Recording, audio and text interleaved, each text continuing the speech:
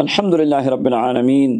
والصلاة والسلام علی سید الانبیاء والمرسلین وعلی آلہ واصحابہ اجمعین، اما بعد۔ بزرگوں نے، مشائخ نے ایک عمل لکھا ہے کہ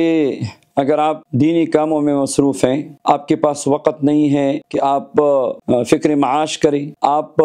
بازاروں میں گھومیں، مزدوری کریں، آپ کے پاس ٹائم نہیں ہے، آپ اللہ کی دین کی خدمت کریں، اور یہ ایک مجرب عمل ہے، یہ عمل ساتھ کریں اور آپ روزی کی فکر سے انشاءاللہ بے فکر ہو جائیں گے۔ کتنا عجیب وظیفہ ہے، کتنا زبردست عمل ہے کہ آپ اللہ کو بھی یاد کریں، اللہ کی دین کی خدمت بھی کریں، اور ساتھ میں اللہ تعالیٰ انشاءاللہ روزی کا بندوبست بھی فرمائیں گے۔ وہ یہ ہے کہ فجر کی نماز کے بعد آپ سورہ کہف ایک بار تلاوت کریں، اور اس کے بعد تیسرا کلمہ ہے سبحان اللہ والحمد للہ ولا الہ الا اللہ واللہ اکبر ولا حول ولا قوة الا باللہ العلی العظیم 313 بار پڑھا کریں، اول واخر 11 بار درود پاک کے ساتھ۔ یہ عمل مداومت کا عمل ہے، یعنی ہمیشہ اس کو اس ترتیب سے پڑھا کریں، یہاں تک کہ بعض بزرگوں نے اس کو دست غیب کا وظیفہ بھی کہا ہے کہ اللہ تبارک و تعالی غیب سے روزی کا دروازہ کھول دیتے ہیں۔ تو سب کو اس کی اجازت ہے، اللہ تعالیٰ کے مبارک کلام اور مبارک اسماء کی برکات کو حاصل کیجیے۔